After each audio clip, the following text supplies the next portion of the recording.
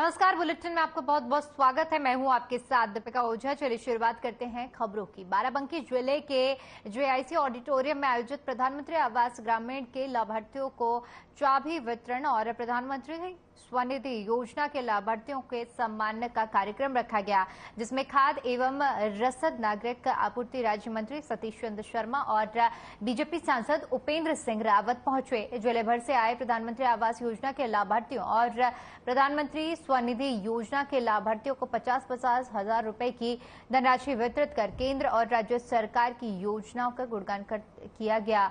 और साथ ही साथ बीजेपी सांसद उपेंद्र सिंह रावत ने कहा कि विपक्ष में बैठे लोग 60 सालों में जो काम नहीं कर पाए, वो काम मोदी सरकार ने करके इतने कम समय में दिखा दिया है।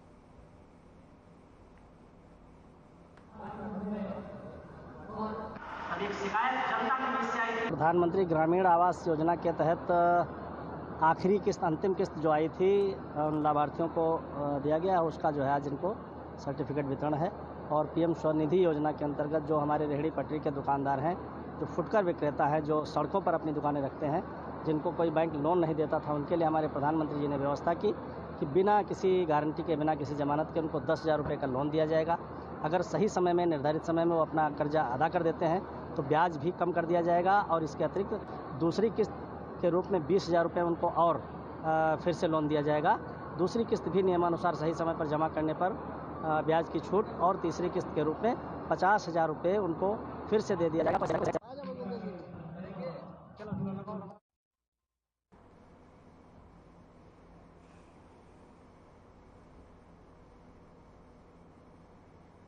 अपने बेबाक बयानों से सुर्खियों में रहने वाले सपा के महासचिव स्वामी प्रसाद मौर्य से हमारे संवाददाता जूली सिंह ने मौजूदा राजनीतिक हालातों पर बातचीत की। बातचीत के दौरान स्वामी प्रसाद मौर्य ने बीजेपी पर जमकर हमला बोला। वहीं ओम प्रकाश राजभर पर बोलते हुए उन्होंने कहा कि राजभर न जाने कब से उम्मीद लगाए बैठे हैं कि उन्हें बीजेपी मंत्री बनाया जाए। मध्य प्रदेश के सीधी में हुई घटना पर बोलते हुए स्वामी प्रसाद मौर्य ने कहा कि यही लोकतंत्र है कि मध्य प्रदेश के मुख्यमंत्री को पीड़ित युवक को बुलाकर उसके पैर धुलने पड़े। लोकसभा चुनाव से पहले जिस तरीके से सियासी गलियारों में हलचल मची हुई, फिर चाहे वो महाराष्ट्र हो या बिहार हो या फिर यूपी हो या एमपी, लगातार सियासी गलियारों में हलचल मची हुई। इसी सिलसिले में बात करने के लिए हमारे साथ समाजवादी पार्टी के महासचिव स्वामी प्रसाद मौर्य जी हैं। सर, जिस तरीके से इस बार Akhilesh Yadav PDA versus NDA की जो लड़ाई लड़ रहे हैं, किस हद तक कारगर साबित होगी? देखिए,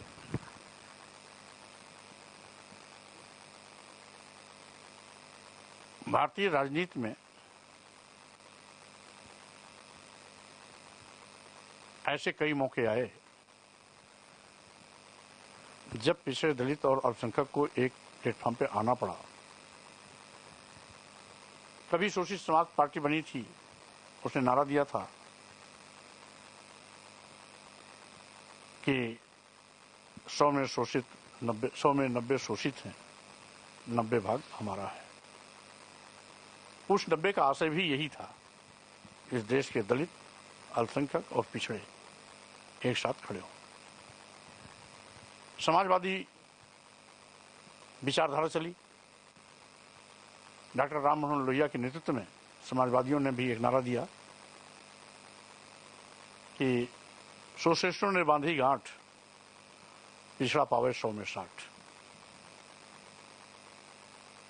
इसके बाद बहुजन आंदोलन चला। बहुजन समाज पार्टी के संस्थापक मनोहर कांशीराम जी ने भी नारा दिया 85 बनाम 15। वो 85 भी यही पिछड़ा दलित और अल्पसंख्यक था। मैं जब समाजवादी पार्टी में सम्मिलित हुआ था तो मैंने भी मनोहर कांशीराम जी के इसी नारे को अपने तौर तरीके से रखा था कि 85 तो हमारा है, 15 में भी बंटवारा है। आज समाजवादी पार्टी के राष्ट्रीय अध्यक्ष अखिलेश यादव जी ने भी वही बात बोली है। पीडीए यानी पिछड़े दलित अल्पसंख्यक मिलकर के हम भाजपा का सुपड़ा साफ करेंगे।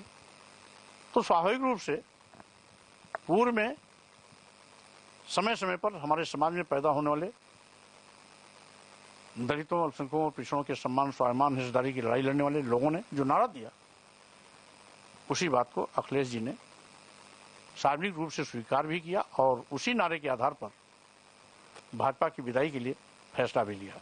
तो स्वाभाविक रूप से एक बड़ी ताकत होगी और इसी ताकत के बिना पर हम भाजपा को सत्ता से बाहर का रास्ता दिखाएंगे। सर, ओम प्रकाश राजभर लगातार बयान दे रहे हैं। कभी वो कहते हैं मायावती को प्रधानमंत्री बना दिया जाए, कभी वो कहते हैं कि समाजवादी पार्टी के जो विधायक हैं, कुछ विधायक उनके कांटेक्ट में हैं जो समाजवादी पार्टी छोड़ना चाहते हैं। तो इस पे क्या कहेंगे, कितनी सच्चाई है इन बातों में? अब हवाई बोलने के अगर कोई आदी हो तो उसकी जुबान पर ताला लगाया नहीं जा सकता। लोकतंत्र है, सबको बोलने का अधिकार है। वो भी अपने मन की बोहरी चबा रहे हैं, वो भी अब मुंगरी लाल के सपने देख रहे हैं, तो उनको मुबारक हो। वो 1.5 साल से मंत्री बनने की लाइन में लगे हुए हैं। भाजपा उनको अभी मंत्रिमंडल में शामिल नहीं कर रही है। हमारी शुभकामनाएं वो मंत्री बन जाएं, कम से कम हर चौखट पर जो हाजिरी लगा रहे हैं उससे बच जाएंगे। इसलिए रही बात समाजवादी पार्टी के कौन विधायक कहाँ हैं, कैसे हैं, किसके संपर्क में हैं, अब राजभर जी तो अपनी पार्टी को संभाल नहीं पा रहे हैं, बचा नहीं पा रहे हैं। उनकी पार्टी में 2 फाक हो चुका है, तो वो समाजवादी पार्टी की चिंता क्यों कर रहे हैं? वो समाजवादी पार्टी के राष्ट्रीय प्रवक्ता नहीं, वो समाजवादी पार्टी के कोई अधिकृत बयान देने के लिए भी नहीं किए गए हैं, वो समाजवादी पार्टी के प्राइमरी सदस्य भी नहीं है, तो उनको समाजवादी पार्टी की चिंता क्यों करनी चाहिए? समाजवादी पार्टी में बहुत से हमारे नेता हैं, अगर कभी कोई बात करनी होगी तो बयान देंगे, और इसलिए उनके बयान को समाजवादी पार्टी न कभी गंभीरता से लेती है और न लेगी। ये थे हमारे साथ स्वामी प्रसाद मौर्य, जिन्होंने बड़ी बेबाकी से अपने सारे सवालों के जवाब दिए। कैमरामैन हेमंत के साथ मैं जूली सिंह, आर्यन टीवी, लखनऊ। बाराबंकी जिले में एक 65 साल के बुजुर्ग द्वारा नाबालिग के साथ घिनौनी करतूत कर देने का हैरान करने वाला पूरा मामला सामने आया है। गंभीर मामले में आपको बता दें कि बुजुर्ग ने नाबालिग के साथ दुष्कर्म किया है। जब मामले की जानकारी परिजनों को मिली तो परिजनों ने मामले की जानकारी पुलिस को दी, जिसके बाद पुलिस ने गंभीर धाराओं में मुकदमा दर्ज कर आरोपी का मेडिकल कराया और उसे जेल भेज दिया। क्या नाम है? पता का मान चलो एक शादी रहे, वो मैं मतलब मेहरवा बटरी तो मुही मुहा होए लाग। जब जान पाए मतलब मेहरवा मेरी, तब वो कहिस तो उसके हम कहन कि अब बहुत गलत किया, हमारा मूड काट लिया, का हम किसको मुख दिखाएंगे हम, तो का करिए। हम कहना मेरी बेटी को कोई नहीं मान लेगा। हाँ, ये आरोप नहीं, ये सत्यता है और इसमें अभियोग पंजीकृत करके गिरफ्तार करके उसको जेल भेजा गया है और मेडिकल करा करके और सारे जो विवेचनात्मक कार्रवाई है वो सुनिश्चित की जा रही है। शीघ्र ही इसमें दंड भी दिलवाया जाएगा।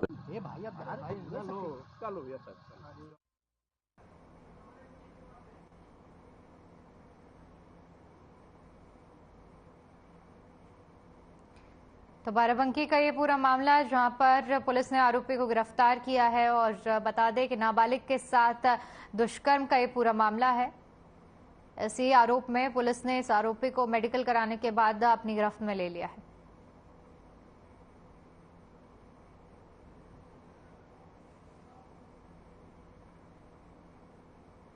खबर कन्नौज के ठठिया थाना क्षेत्र से है, जहां पर एक स्नातक की छात्रा कॉलेज से घर नहीं लौटी। कॉलेज में एग्जाम देने के लिए गई छात्रा का दूसरे दिन सुबह शव मिला। शव मिलते ही इलाके में हड़कंप मच गया। जैसे ही सूचना पुलिस को दी गई, पुलिस मौके पर पहुंची और पुलिस ने जांच पड़ताल शुरू कर दी है। परिजनों ने बेटी की हत्या का आरोप लगाया है।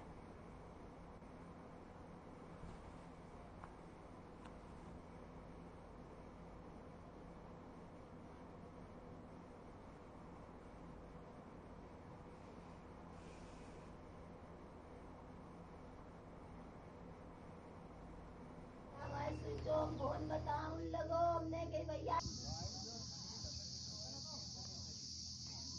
बिटिया को मैं मार दिया। अच्छा, किन लोगों ने क्यों मार दिया? वो मतलब वो किसी से बात तो करती नहीं थी। वो लोग कहते कि हमसे बात करो। हाँ। जब नाई बिटिया मेरी किसी कब्जे में आई तो 2-3 लोगों ने मिलके मार दिया। अच्छा, बेटी कहाँ गई थी? बेटी स्कूल पेपर देने एसपी महिला। हाँ, फिर कब गई थी, क्या हुआ? सुबह 8 बजे। कब गई थी? कल 7 तारीख को। हाँ, बेटी कब सब मिला है आपको? बेटी आज मिली 8। सूबे की राजधानी लखनऊ के गोमती नगर पुलिस ने सीसीटीवी फुटेज की मदद से 3 शातिर लुटेरों को गिरफ्तार किया है, जिनके कब्जे से पुलिस को लाखों रुपए की लूटपाट के सोने जेवरात भी बरामद हुए हैं। इस संबंध में डीसीपी पुलिस पूर्वी हृदेश कुमार ने अपने कार्यालय पर प्रेस वार्ता कर मामले की जानकारी दी। आइए जानते हैं क्या कुछ कहा डीसीपी पूर्वी हृदेश कुमार ने। बिहार वाले, ये बिहार से आगे के हैं, थोड़ा लगाए रहने देना ना। थाना पुलिस ने संयुक्त रूप से कार्रवाई करके प्रत्येक व्यक्ति ने अपने हिस्से का कार्य किया। सीसीटीवी फुटेज खंगाले और बाकी फील्ड इंटेलिजेंस हम लोगों ने कलेक्ट की। उसके साथ ही जो जो रूट हम लोगों को मिलता रहा उस रूट को फॉलो किया और उसके बाद में हम लोगों को सफलता मिली। ये 3 अभियुक्त आपके सामने आज प्रस्तुत है, जिनसे 7 मामले हमारे ओपन हुए हैं। 5 चैन उन संबंधित प्रकरणों से संबंधित थी, जो थोड़ा लगाए रहने देना ना।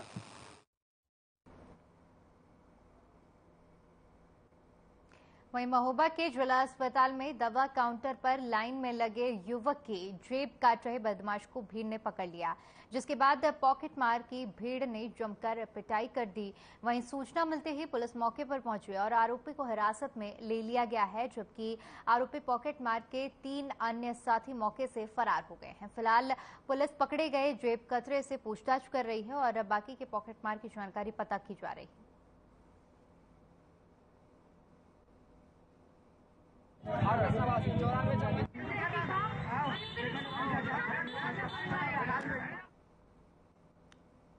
तो मरीज की जेब काटते हुए पॉकेट मार को पकड़ लिया गया। बता दें जिसके बाद भीड़ ने पॉकेट मार की जमकर पिटाई की और साथ ही साथ पुलिस को भी इसकी सूचना दे दी, जिसके बाद पुलिस मौके पर पहुंची और आगे की कार्रवाई शुरू कर दी गई है।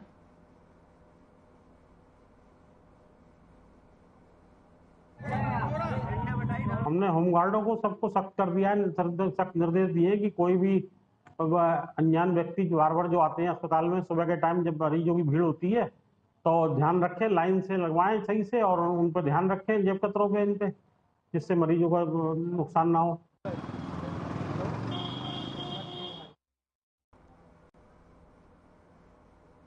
जालौन में स्वास्थ्य केंद्र में नशे में टल्ली पड़े डॉक्टर का वीडियो वायरल हो गया।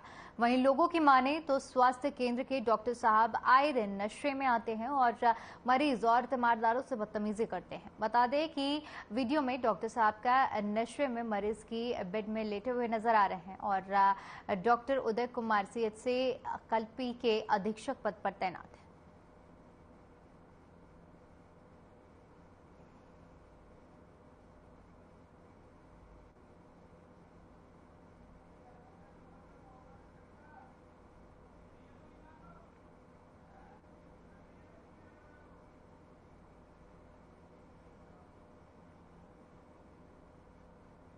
खबर श्रावस्ती से है, जहां पर जिलाधिकारी कृतिका शर्मा ने विकासखंड गिलौला के अंतर्गत प्राथमिक विद्यालय औरैया निधान का निरीक्षण कर जायजा लिया।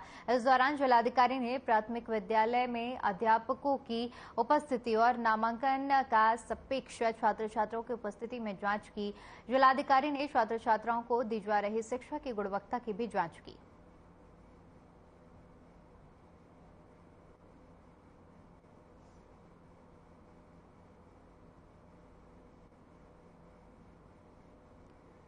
प्राथमिक विद्यालय के जांच की गई है, जहां पर आपको बता दें कि शिक्षा की गुणवत्ता को लेकर जांच की गई है।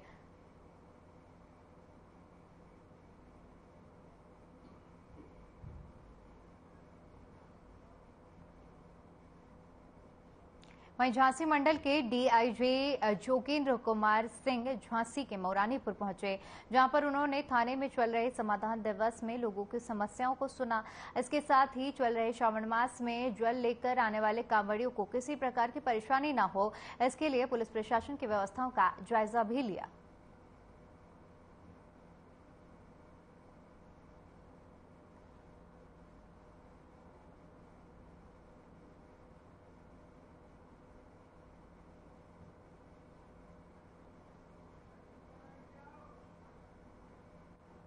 तो झांसी के मौरानीपुर पहुंचे, जहां पर उन्होंने पुलिस व्यवस्था का जायजा लिया और साथ ही साथ बता दें कि लोगों की समस्याओं को भी सुना।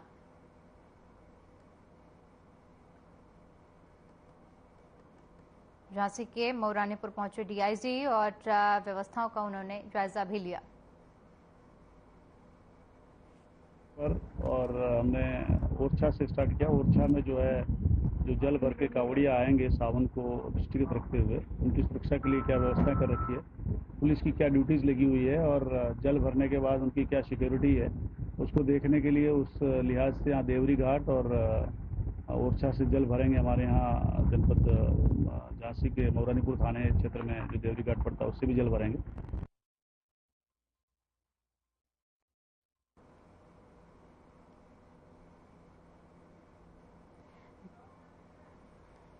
झांसी के मौरानीपुर पहुंचे डीआईजी, जहां पर उन्होंने सुरक्षा व्यवस्थाओं का जायजा लिया और साथ ही साथ इस दौरान उन्होंने सभी व्यवस्थाओं को देखते हुए जो कमियां पाई उसके बाद अधिकारियों को निर्देश भी दिए।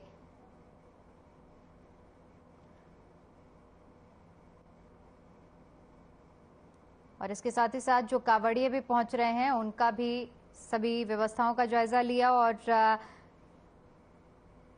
जो भी कमियां पाई गई और अधिकारियों को निर्देश दिए गए हैं।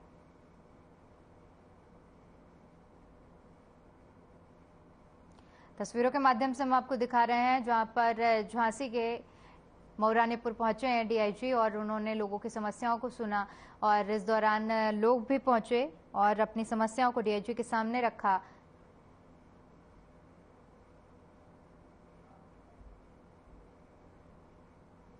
वहीं प्रधानमंत्री नरेंद्र मोदी ने गोरखपुर रेलवे स्टेशन से वंदे भारत ट्रेन को हरी झंडी दिखाकर रवाना किया, जिसके बाद बस्ती पहुंची वंदे भारत ट्रेन को बीजेपी के सांसद हरीश द्विवेदी ने हरी झंडी दिखाकर अयोध्या के लिए रवाना किया। गौरतलब है कि 9 तारीख से वंदे भारत ट्रेन गोरखपुर से लखनऊ तक यात्रियों के लिए नियमित रूप से शुरू कर दी जाएगी और बस्ती में आज वंदे भारत ट्रेन को सकुशल आगे बढ़ाने के लिए ADRM विक्रम सिंह ने बताया कि इस ट्रेन की स्पीड 110 से 160 तक रहेगी और इसका किराया आम ट्रेनों से 1.5 गुना ज्यादा होगा। यह ट्रेन गोरखपुर से मात्र 4 घंटे में लखनऊ पहुंचेगी और उन्होंने बताया कि प्रधानमंत्री ने वंदे भारत ट्रेन की शुरुआत कर दी है।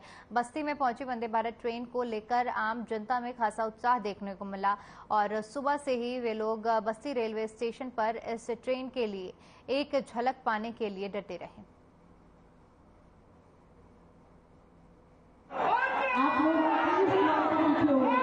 वंदे भारत ट्रेन जो है गोरखपुर से लखनऊ के बीच में आज शुभारंभ हो रहा है। माननीय प्रधानमंत्री महोदय द्वारा इसका शुभारंभ किया जा रहा है और यह ट्रेन गोरखपुर से चलकर इलाहाबाद होते हुए बस्ती आएगी और इस तरह बस्ती और लखनऊ के बीच की जो दूरी है मात्र 3 घंटे में कवर की जा सकेगी। इससे न केवल बस्ती जनपद के लोगों को कनेक्टिविटी मिलेगी बल्कि यहाँ विभिन्न प्रकार के विकास की संभावनाएं भी बढ़ेंगी और बस्ती जनपद वासियों के लिए एक बहुत अच्छा उपहार है और बहुत अच्छा अवसर है। यहाँ से लखनऊ बहुत ही कम समय में लोग पहुँच पाएंगे और इसके लिए माननीय प्रधानमंत्री महोदय ने बस्ती जनपद वासियों को धन्यवाद दिया और माननीय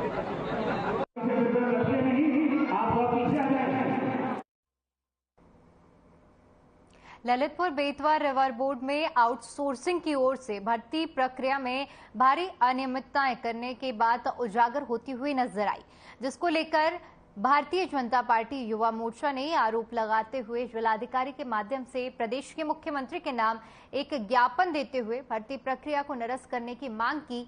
साथ ही साथ अपील की कि पारदर्शिता से दोबारा भर्ती प्रक्रिया संपन्न कराई जाए। इसके साथ ही बीजेपी युवा मोर्चा ने कहा कि अगर शासन प्रशासन उनकी इन मांगों को नहीं मानता तो वे धरना प्रदर्शन करने के लिए बाध्य रहेंगे, जिसकी जिम्मेदारी शासन प्रशासन की होगी।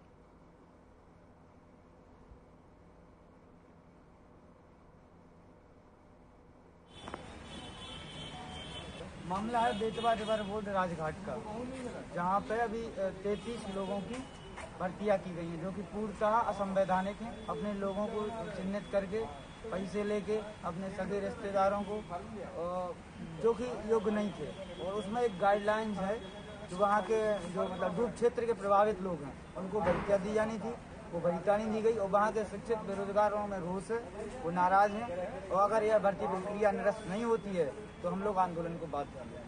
ये जो 3 एक्सियन है उनने अपने रिश्तेदारों की नियुक्ति की है। एक 60 साल के रिटायर्ड जो कर्मचारी थे उनको पुनः संविदाकर्मी बनाए नियुक्त किया है। गोरखपुर से चलकर बाराबंकी जनपद पहुंची वंदे भारत एक्सप्रेस ट्रेन के देदार को लेकर शुक्रवार देर शाम रेलवे स्टेशन बाराबंकी पर लोगों की जबरदस्त भीड़ उमड़ पड़ी। ट्रेन के स्टेशन पहुंचते ही बीजेपी सांसद उपेंद्र सिंह रावत के नेतृत्व में सैकड़ों लोगों ने ट्रेन का पुष्प वर्षा कर स्वागत किया। लोगों ने ट्रेन को अपने मोबाइल फोन में कैद ही नहीं किया, बल्कि बाराबंकी रेलवे स्टेशन से लखनऊ का सफर भी सांसद के साथ भाजपाइयों ने और स्थानीय लोगों ने पहली बार वंदे भारत एक्सप्रेस ट्रेन पर सफर करने के दौरान बीजेपी सांसद उपेंद्र सिंह रावत ने न सिर्फ भारत सरकार की जमकर तारीफ की, बल्कि उन्होंने ट्रेन की खूबियों को भी गिनाया।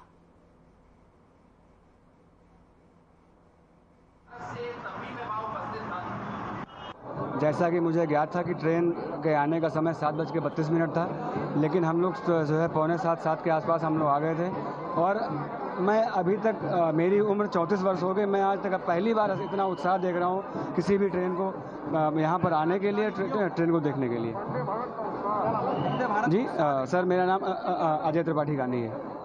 अच्छा एक्सपीरियंस रहा और लाइफ टाइम अपॉर्चुनिटी है जिसका हम हिस्सा बने, नहीं तो फॉर्चुनेट हैं हम। और बहुत ही अच्छी ट्रेन है और जो दिख रहा है कि हाँ वाकई में। आप बाराबंकी पहुंची हैं, कहाँ से कहाँ चली थी? ये गोरखपुर से हम लोग चले, अभी बाराबंकी, अब लखनऊ जा रहे हैं। देखिए, आज बाराबंकी से हम लोग यात्रा कर रहे हैं वंदे भारत ट्रेन में। आज बाराबंकी का जो माहौल था रेलवे स्टेशन पर, करीब 1,500-2 हज़ार के आसपास वहाँ पर नागरिक इकट्ठा थे।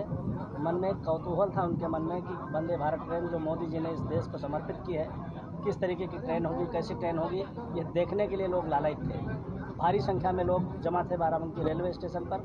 लोगों ने ट्रेन का स्वागत किया, फूल वर्षा करके वंदे भारत ट्रेन का स्वागत किया। हमारे साथ कुछ लोग ट्रेन पर बैठ करके लखनऊ तक यात्रा भी कर रहे हैं। वंदे भारत ट्रेन को देखने के लिए बाराबंकी की पूरी जनता उमड़ पड़ी है। इनकी सुरक्षा व्यवस्था और वंदे भारत को सभी लोग देख सकें, जो हमारे यहाँ एक अनूठी व्यवस्था हुई है और उसको देख करके लोग बड़े उत्साहित हैं। वहाँ पे कोई दिक्कत ना आए तो उनकी सुविधा के लिए हम लोगों ने यहाँ पे अपने सिविल पुलिस और पीएसी के, हमारे थाना जीआरपी और आरपीएफ के जो हमारे अधिकारी लोग हैं, सारे लोगों ने यहाँ पे व्यवस्था कर रखी है। प्लेटफार्म पे कहीं पे कोई दिक्कत ना हो, इसके लिए हम लोगों ने रस्से भी लगा रखे हैं। चलिए, फिलहाल के लिए इस बुलेटिन में इतना ही। बाकी तमाम बड़ी खबरों के लिए बने रहिए हमारे साथ। नमस्कार।